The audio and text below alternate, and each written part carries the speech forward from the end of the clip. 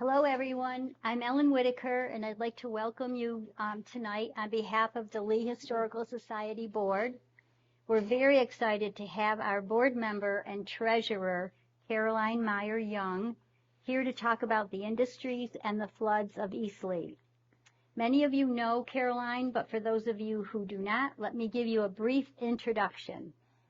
Caroline may not be exactly a native, but she has lived in East Lee for nearly 50 years, 47 of which in her current home, the Sea Couch House, which she'll point out to you in her talk. Repeatedly. She's been interested in history since childhood. Caroline's been a member of the Lee Historical Society since inception, and also she's been treasurer for quite a stint. In fact, she received the prestigious Consolati Davis Dennis Award from the Lee Historical Society in 2016 in recognition of her significant contributions. She's a founding member also of the Lee Historical Commission and served on the commission for 28 years. Her East Lee home, located nearby that of a dear friend of hers, Betty Dennis, a name we all know very well, made it easy for Betty to be sure that East Lee history was imparted to Caroline on a regular basis. Two notes before we begin the program. If you haven't already, please take a minute either now or stop after Caroline's presentation is over to have a cup of decaf coffee or tea and some cookies. And I was going to say visit our membership table, but unfortunately our membership head isn't here tonight. So, but if you have any questions about becoming a member, please see me or Caroline, Gary, or Bill Matthews over here in the baseball cap, or Ed. Gary. Ed. Yep. So now I'll turn it over to Caroline and we'll hear all about it.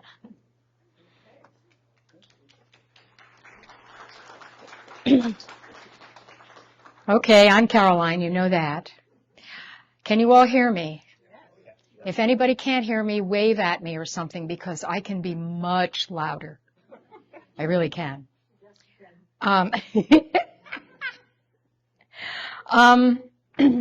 There are some people here who've lived in East Lee a lot longer than I have, that have 20 to 30 years more memory than I do. I spent most of my adult life in East Lee, but not my childhood. So I want to thank those people for coming and say something if I say something wrong. I also have to channel Betty. She did try to stuff stuff into me, but she just knew so much, and I couldn't get it all. I do want to mention one thing. Ellen talked about joining the society, and I have a little petition over there, and Dave Carrington has a petition for trying to talk General Electric into using the railroad to move the PCBs around instead of dump trucks.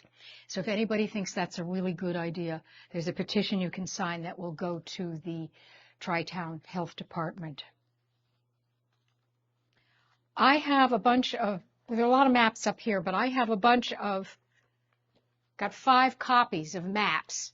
And if anybody really likes maps, you can have some, and you can look them over as I go along, because you can't see this very well. East Lee is the oldest settlement in Lee. As Charlie Flint talked about last time, Dodgetown was up on the hill, but East Lee was where everybody kind of moved down to originally. However, in Lee proper, they built a tavern. They built it, it was pretty much, well, the building is sort of still there, parts of it. It's behind where Berkshire Bank is. And if you're going to have church, where you go to church on Sunday and sit there literally all day, you need a tavern nearby. You know, they have a little break at lunchtime, and there'd be warm, and there'd be cider. And so when it was necessary to have a meeting house for Lee, which is how Lee got started. They put it near the tavern. And in the park, you can see where that original meeting house was. Before that, we had to go up to what was called Watkinsville, which was Washington. And if you can imagine taking Sunday morning, going up to Washington from down here to go to church all day, wouldn't have been fun. So that's why the church was here, and it should have been in Eastleigh, but there was no tavern. Shays' Rebellion had a nice little incident in Eastleigh, too. And for those of you who aren't familiar with it, Shays' Rebellion was a rebellion of local West Massachusetts farmers who rebelled against the federal government, which was by then the United States of America, because they were overtaxing and really being very hard on the farmers out here. And they got kind of nasty, as some of you know. And the federal government brought federal troops into Berkshire County to try to put down this rebellion, which they eventually did. But the federal troops were coming over the hill into Eastleigh, east of the downtown area, east of this area. And Shays' Rebellion people, Wilcox, who lived in where the library is, was in on this. Were down in the long Cape Street going, okay, guys, what are we going to do? They're coming. And they thought, Mrs. Perry, who had a home over there, had a yarn beam. Now, a yarn beam was a big log, long, big, round log, with the bark all taken off of it and everything, and it was smooth. And when you spun your yarn and washed it, you hung it over this beam to dry. So they set the yarn beam up to look like a cannon. And the troops came over the hill and looked down at the Shays people and saw the cannon and left. So that was Eastleigh in Shays' Rebellion. The first fire station in Lee was in Eastleigh. Gary's the one that's got the information about fire stations.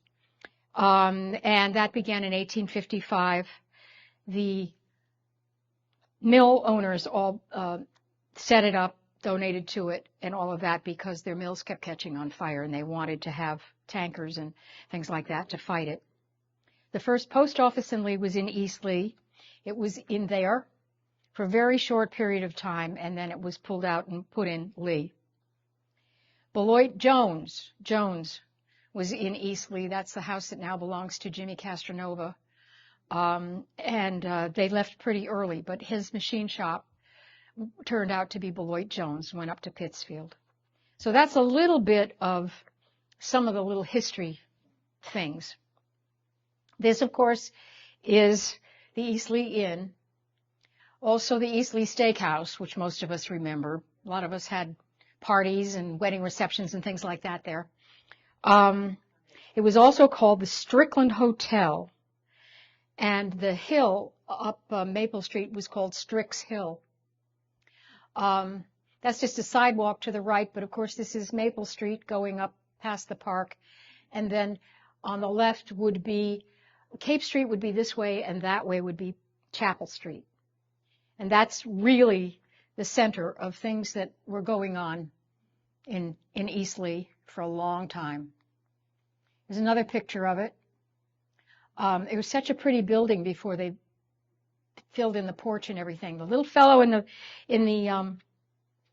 the front with the beard is Captain Norton. I don't know who he was, but he had a house there in town. This is a nifty picture. That's the Eastleigh Inn on the left. And after, or at the end of the 19th century and into the 20th century, Eastleigh became kind of a vacation area, if you can believe it, little tourist area. And if you had a wedding reception, or not a reception, a honeymoon, you might go here or to the Candlelight, which was on the other side of the street. And this is the garden that they had where the parking lot is now, behind the Eastleigh Steakhouse. I think that is just the most gorgeous thing. This is called Below the Dam in Eastleigh. Of course, there were several dams, and those of you who've got the maps can see where they are. There would be little ponds behind them. I think to the left, well, that's some kind of a mill. I think that to the left maybe is Betty Dennis's house. This might be my house. This is the inn. That's the Weingar house. I'm not sure what house that is. It's not there anymore. But that's what the whole brook looked like. Little pond, dam. Little brook, big pond, dam. And they just went down the whole length right into Thousand Islands that way. Some of you will remember this. This was the Abbott Barn, but it later became the state police headquarters and was started in the 1920s and went pretty much through the 20th century. Now it's the Eastleigh Playground, and when they tore it down. The Gossett Store. This was on the Chapel Street side of the inn, and it's this building in the middle. That's the store. The left is well, I'm not sure which houses they are. They're not there anymore. They didn't survive the floods. There was a Harder's Hall on the top of the Gossett Store where we had meetings and dances and things like that. All lost in the big flood. And now we have Byron Deveren, not Deverens, Deveren, and he was very particular about that. That's in my house. Byron had it from the late 19th century to the early 20th century. Some of you may remember it as Hewitt's store. That's what Betty remembers. The post office was established there in 1884, and it stayed there pretty much permanently. This is the Foot Gristmill. Abbott's Barn is across the brook and across Chapel Street from it. Here's another picture of it. They turned out 500 bushels of grain a week. Can you imagine?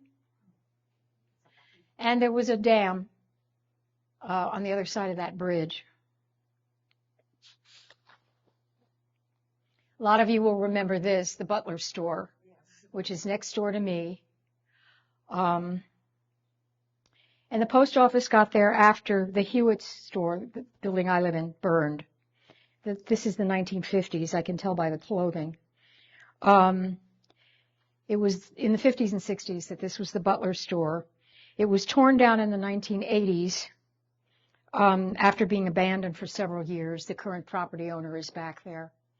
And it was owned, somehow the Butlers were connected to Native Americans. And one of the descendants was on an Indian reservation somewhere out in the far west. So it took the town a whole long time to get it for back taxes and tear it down. It was in very bad shape, and it was dangerous because the kids were playing in it. You all remember this, the Tayford power plant. You all know this one. I've got some more information about that too. When it was sold, which was relatively recently, I guess in the 90s, I was poking around there as usual, and I talked to somebody, and I don't know whether they owned it or whether they bought it, but they had stopped producing electricity in it, which they were doing up until they sold it. And they said the machinery was in such good shape, and it comes from like the 1900s, that it was bought and taken somewhere else to produce more electricity with water. That's how good that equipment was. Now we get into the SS Mays and the mills. The Mays, there were two brothers, SS, and I can't remember the other one's initials. They had mills mostly on Forest Street.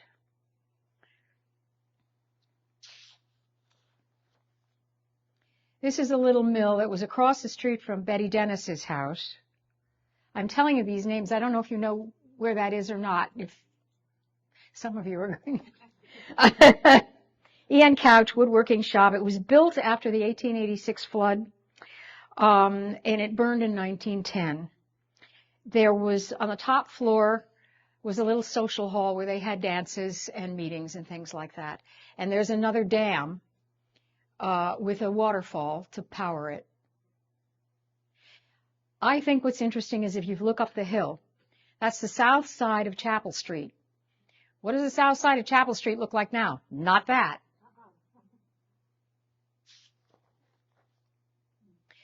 This is a very pretty little mill. It was on Forest Street.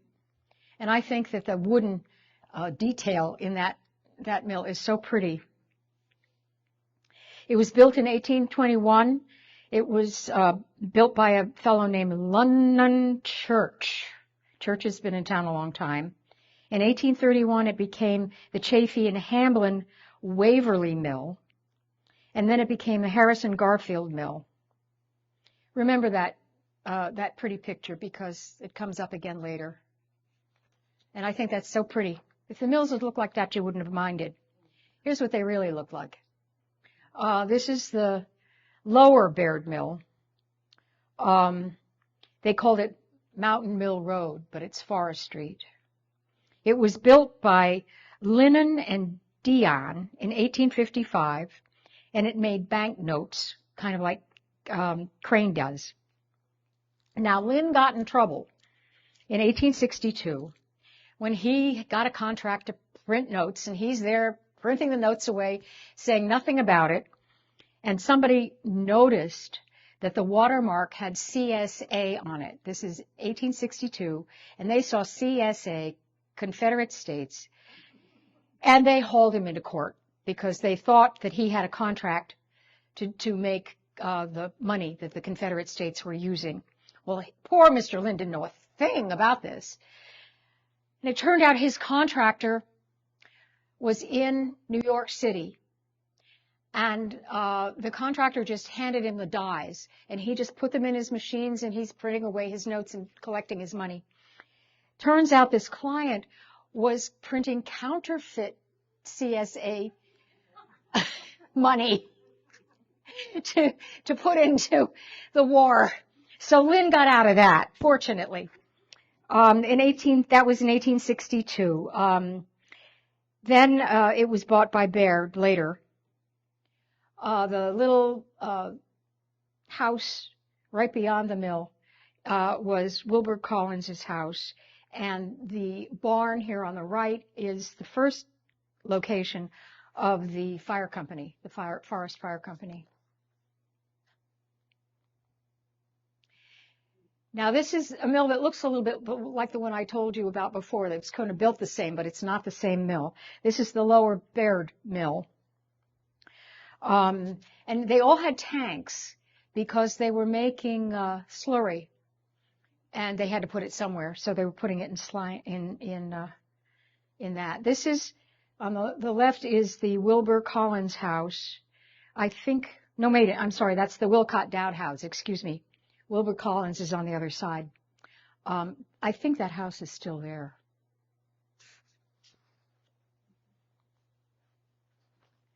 This is another mill. Don't know which one it is. It looks a little bit like the Mountain Mill, but not quite.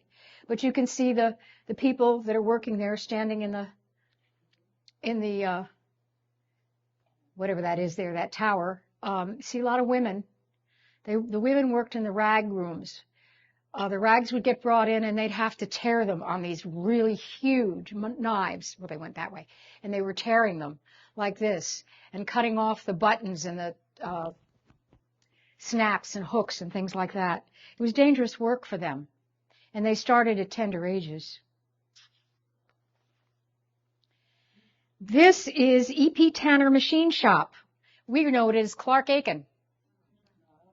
That's where it was there at Clark Aiken's. That's their faculty there. Again, women.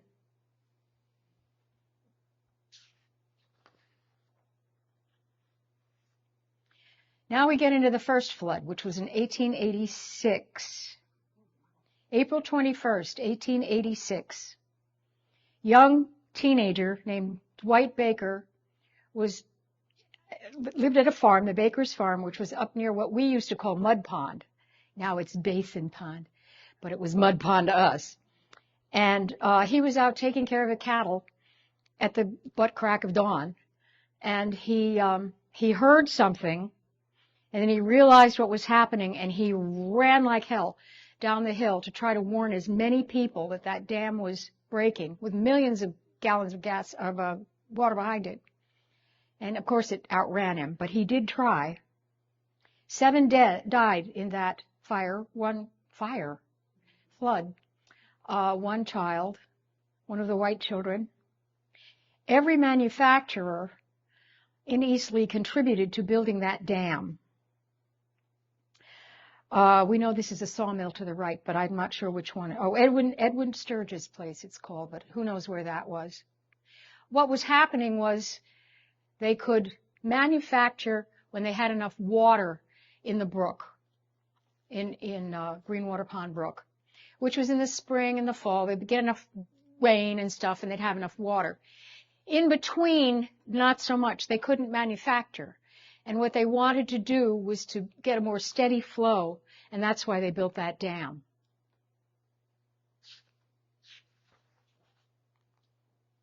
It's another site of some of the damage after people could get in.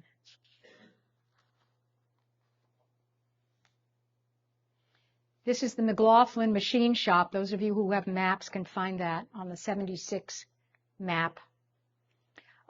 Garfield Mill is to the right of it, and it's near the junction of Greenwater Brook and what they used to call Good Brook, but it's really the brook down from the lake.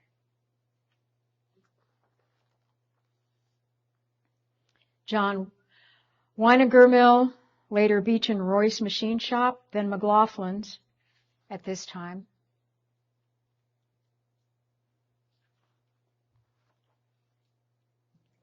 This mill could be where the Tayford power plant is now. I'm not entirely sure. But you can see, nothing was going to survive this.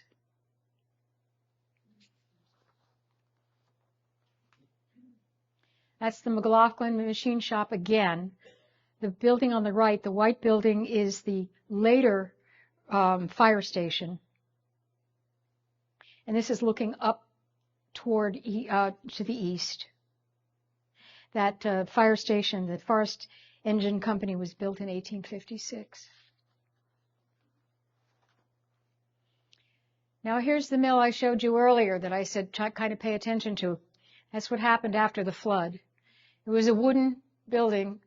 It wasn't going to survive all the understuff being taken out of it. It was the Garfield Mill at this point.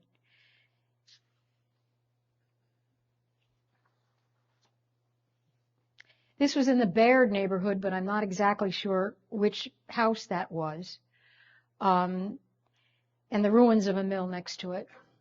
And I mean, you can see how large that wheel was and how it had to be moved by all that water.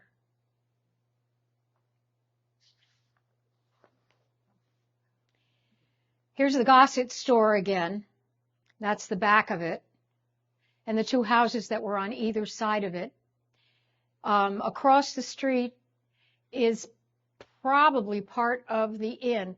And again, looking up the hill where the turnpike is now, you can see how denuded of forest it was because they needed the wood. This is the Simon Dowd house, maybe the Gossett store next to it. These photographs, incidentally, the photographers would come in and film, take pictures of all these disasters, and they'd put them in a series, and they'd sell them as a little bunch. And there are a couple of them that are in the library. All of these photographs, except for the Rose Garden, are in the library.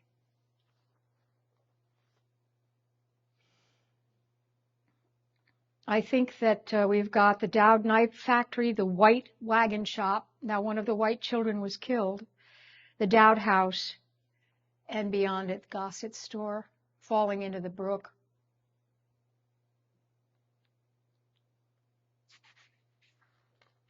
You can see how high the hill is behind the town.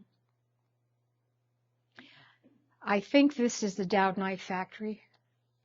And again, that's a metal wheel there, that a couple of them, 3 of them, that got all moved around. Look at all those gears and things, just devastated. Rear of the Gossett store again.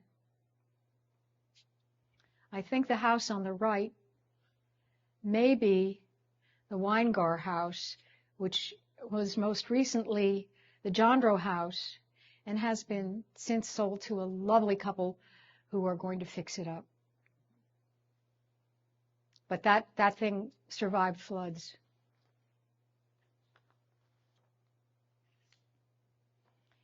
This is why it's Chapel Street. That is the Union Chapel. Betty Dennis's house is right next to it. This side of the brook is the site of the Couch and Oakley woodworking shop. The chapel was built, I've seen, 1864 and 1868. It was in there somewhere. And there's a funeral going on at the chapel.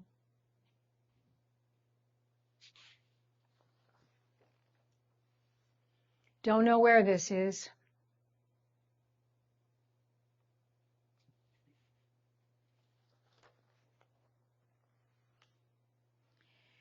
This was the Decker and Sabin mill at the end of its lifetime. I think it was down in the neighborhood of where the Tayford power plant is, probably a little bit further west of it. They made paper napkins and crepe. It became the C. Leamer Pope paper mill eventually. That's the back of it. But it's a brick mill, so it survived. In 1909, it burned.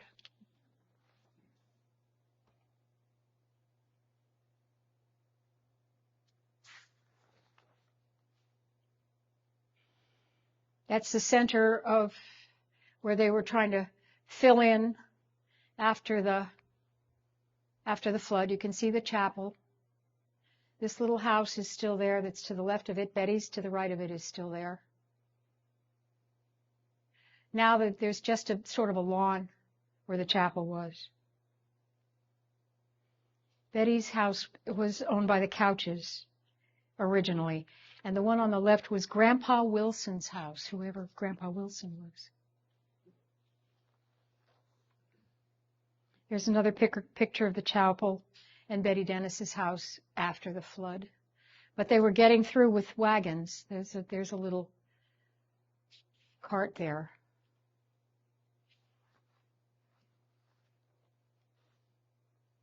That's the below the dam, looking at the break.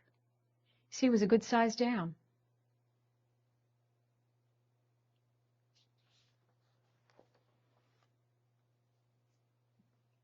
This is near the Baker's farm.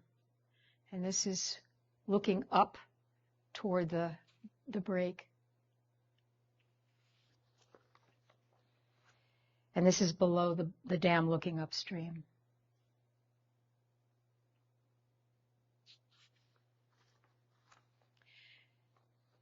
Now we get to the hurricane of 1927. More floods. That's from Maywood. Maywood was the two-brother May's home that's still there, most recently owned by Kathy Bort. She just sold it. It's apartments now. And the two brothers, I guess they competed with each other because they made this house, and there are two houses that are exactly the same, and they're joined together, but they're mirrors of each other. So everything was exactly the same, but in reverse. Who knows? That this little thing here is an ice box. That's Miss Hall's ice box. I'll show you more of that.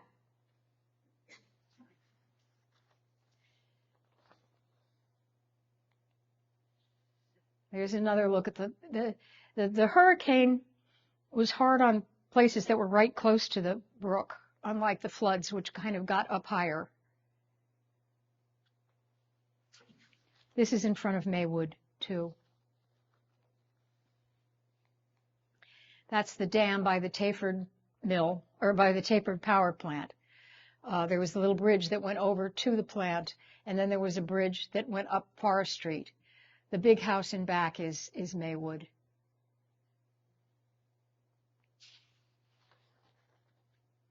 Oops, did I do two there? No. Okay. That's the Tayford Dam during the flood. In back, you can see these two little trolley trestles. They come up later on, too. They're coming down Forest Street. You can tell where I grew up. I say forest. Anybody who knows accents would know where that came from. There's the Tayford Power Dam again, with a lot of water coming out of it because I think they were producing more power than they thought they would ever need to. Now, this is the house where Barbara grew up. Your maiden name was Noyes? Noyes House. Still there. It was Miss Hall's house to begin with. Oh, is that Miss Hall's house? Okay, that's the one where the icebox came down. All right, that's Miss Hall's house, because I thought, oh yeah, I've got that. And this is another house that's still there, right next to Miss Hall's house. Had a little way to get across the brook. Now, the brook is considerably further south than at this point.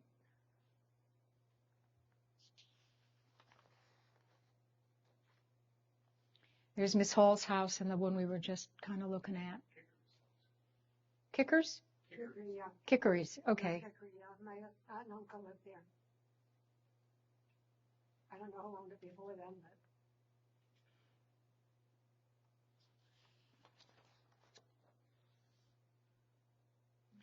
This is the close-up of the bridge that goes up Forest Street.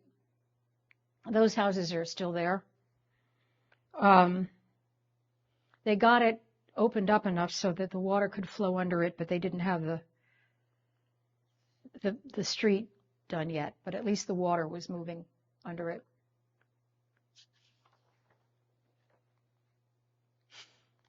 The McLaughlin's house, that's still there. And they had a mill in that neighborhood. Again, looking from Mayfield.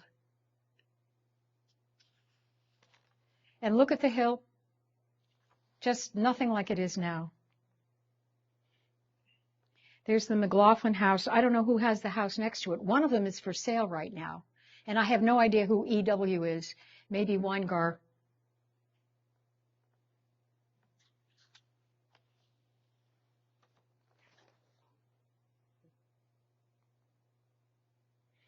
Now we get to March 24th, 1968. Oh, goody, another flood. This was the result of another dam on Mud Pond. Some people saw the property up there and said, oh, if we dam this up and make it a lake, we can sell lakefront property and we'll be rich. So they built a dam. The dam was inspected, and it had passed the inspection. But I had a friend that I used to work with at Lee Lime, and her husband was an engineer, worked at Clark Aiken. And he went up and looked at it, and he told them that dam is not safe. That it's on bedrock, it's going to go. They didn't listen. So it did happen. It happened at least at sort of midday. So people were at least awake, but it still killed 2 people. Olive Cordonnier lived in that house, and she did not survive. This is a little further east than the inn. And you can see a little bathroom on the second floor with all the little towels all exactly where they ought to be. 12 million gallons. That house is just up from where Charlie Flint lived. Oh, really? Okay. But that is on Cape Street, not Chapel Street. No, you know, Cape Street. Yeah. Changed it to mill. Right. And not the mill, the inn. The dam was 2.5 years old, and they were going to call it Lake Lee. Oh, goody. This is Mr. Gage's house. He died, too. He got his family out, and he was bringing up the rear, and he didn't make it. And this is the real disaster. Well, not the real disaster, but the most expensive disaster, shall we say. That's Clark Aiken. Clark Aiken was at the time manufacturing a very specific thing for military aircraft, and they were the only ones who were doing it. It was really an important business at the time. I'll go through. There was $4 million worth of damage.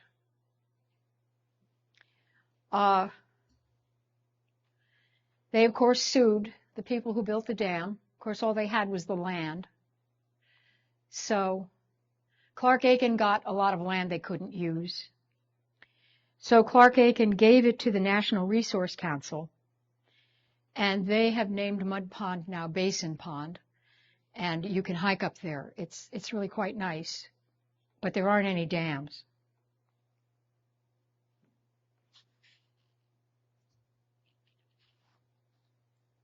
Okay, almost the end. There's, oh, look at those pieces of machinery. Did anybody work there here?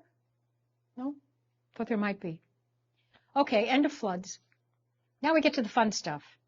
This is the East Lee Drum and Bugle Corps, 1918. We had a couple of them. There's another one.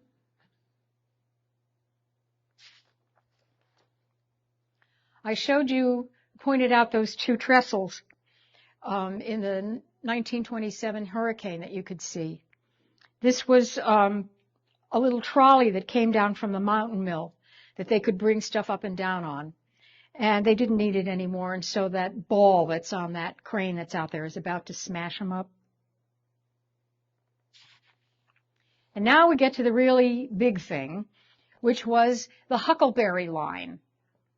The Huckleberry Line was a trolley, and it was supposed to go from Lee to Westfield and West Springfield, and then you could go on to Boston on the trolley if for some reason you wanted to.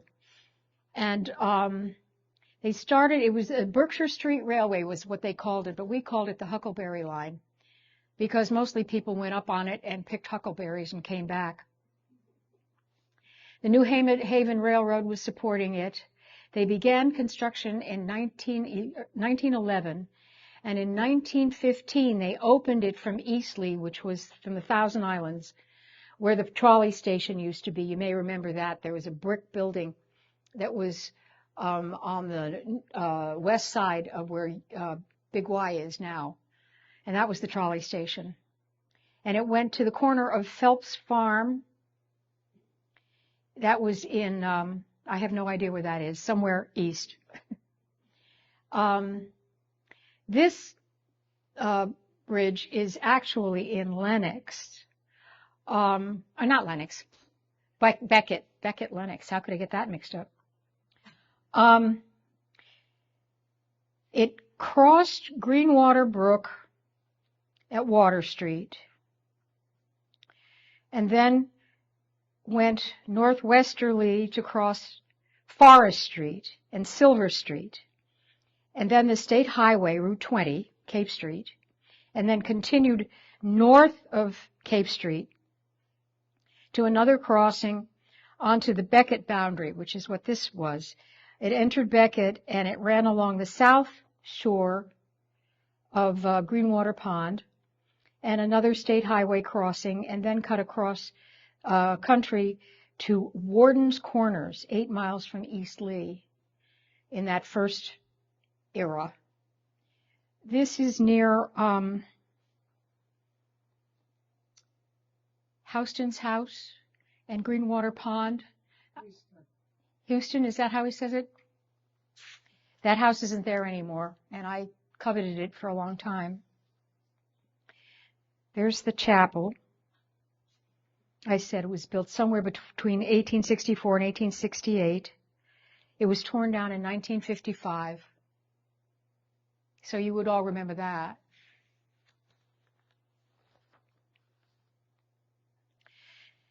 This is the Lee and New Haven Railroad bed. They decided it would be fun to have a railroad on the east side of the river, and as well as the west side was running just fine. And they thought that the businesses on the east side of the river would like to have a railroad. So they started digging it. This picture is called the East Pit, and it was in F.M. Couch's hill, which is a little bit down from my house. You can see what there is of it. They never laid the track. They just built the bed. And Dave Carrington has part of the bed in the back of his farm. You can see it. He's been farming around it for years. And there you can see part of East Lee, kind of down there in the corner.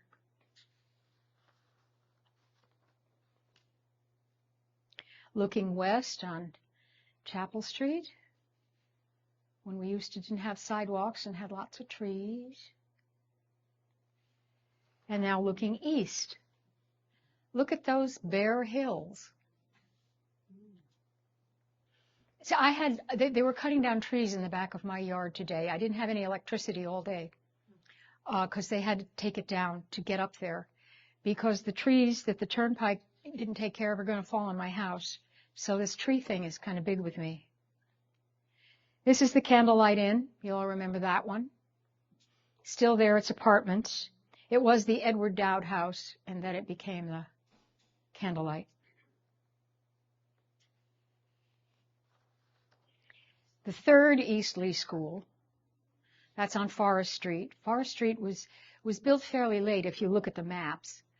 It's now a house, but some of you went to school there. It's on Silver Street. I think so. It's on Silver Street. I think so. What said what? Silver. What did I say? I don't know. Forest. Silver Street. Forest. Forest, yes, it is on Silver Street. I'm sorry. I didn't have electricity all day. This is the Endeavor Chapel in the Ingram District. Ingram District is east on Cape Street. It's still there. It's a house. They don't have the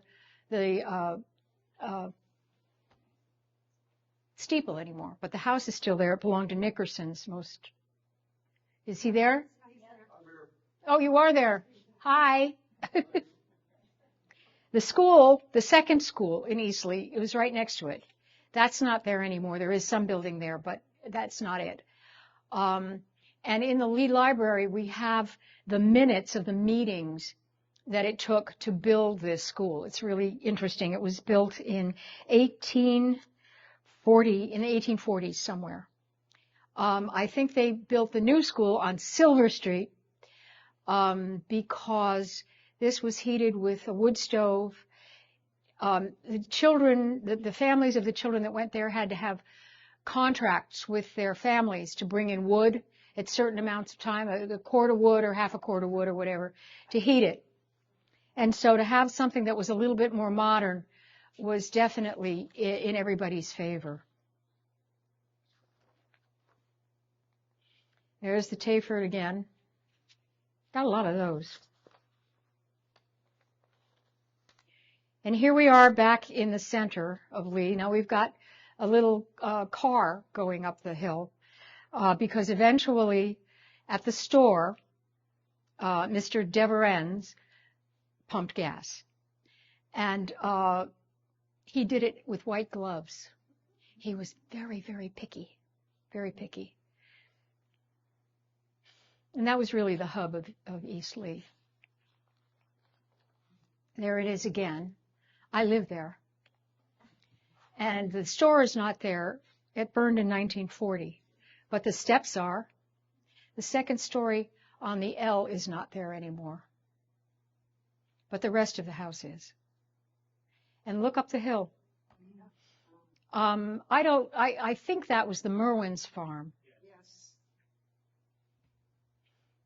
And the fence up there for his cattle. It became a store in 1864, purchased from Charles Couch built the house, although Frederick Couch, who was either his uncle or his father, I'm not sure which, owned it. But Charles lived there. And when Charles left in the mid-19th century, Frederick, his brother or uncle, sold it to Fidelia Brown. Isn't that a name? Fidelia Brown. Oh, she turned it into a store. I imagine she was a widow, and that's what she had to do. And that was in 1864. De Varens bought it in, see, I'm saying it the wrong way. Byron de Varens bought it in the late 19th century. The Hewitts bought it in the early 20th century. And it burned in 1940. That's Byron on the left. He must have lived in the house at one point. However, he built a house on Chapel Street, right behind what is now the parking lot for the inn and the office building there. House is owned by the Hasteds now, and it is the most gorgeous arts and craft house you could imagine, which would have been right around the turn of the century that he would have done that. He had the post office. He had the telephone. And that's like on the Waltons when you had to go to the store to make a phone call. Well, you had to do that in East Lee, too.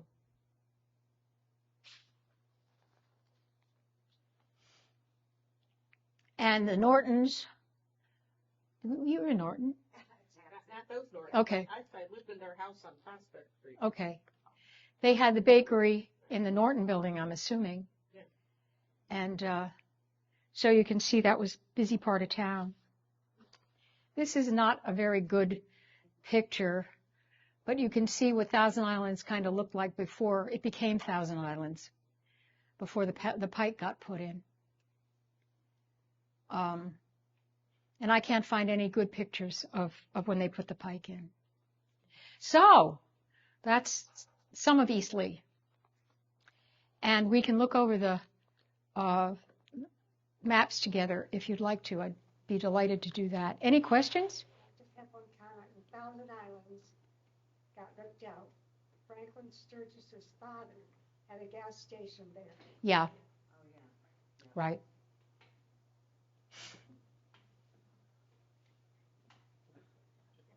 And a little general story. I took good ice cream. You know, Ellen Krupke said the same thing.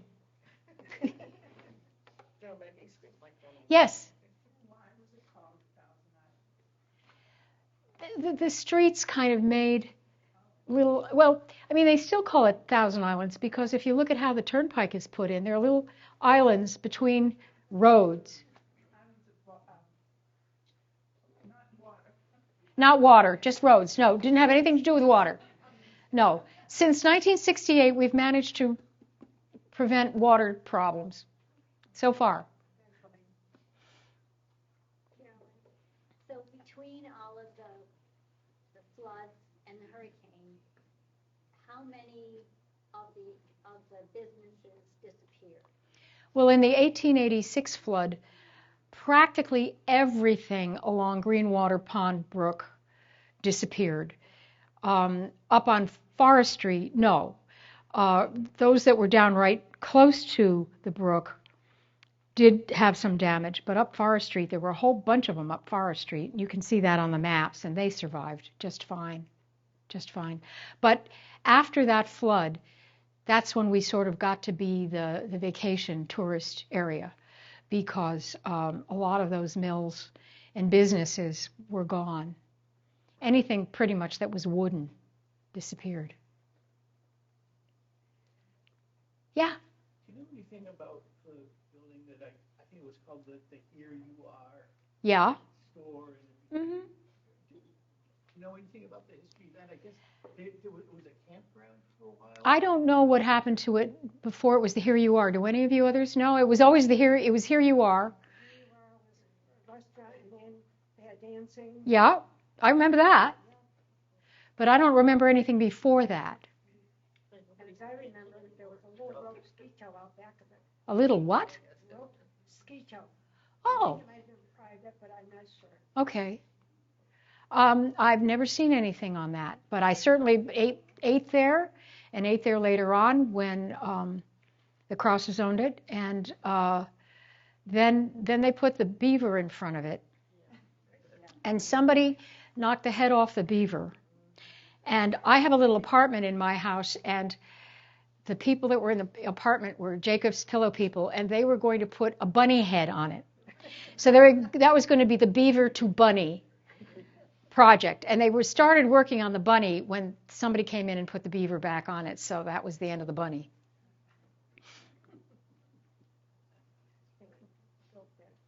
Yeah. Do you know what year the Hayford Mill was built? Right around the turn of the century. So 1900, 1902, something like that. That's when the machinery was, the date of the machinery, because the fellow told me that. And it was still running in the 1990s. so did the Huckleberry utilize that at all? No. The Huckleberry used coal, and there were a couple of coal pits. No, but I mean for generating electricity for the trolleys. No, I don't think so. I think that was all done with, They had a substation. yeah, they had a substation. Power came down. All the way down through this. Yeah. Through that brick building. Yeah. Okay, you knew that. Do you know what year the Huckleberry line shut down? I remember my grandmother telling me. It was before 1920. It was in the teens somewhere. It only ran for a few years. They started it in 1911. They got it going they did get it to go to Huntington, but there was no way to clear the tracks in the winter. So they could only use it when the tracks were clear, which, unlike now, wasn't very often in the winters around here. And mostly it was local folks going up there with their buckets to pick the wild blueberries. And they'd go that far, and then they'd come back, and that was about it. I mean, why did anybody want to go to Huntington?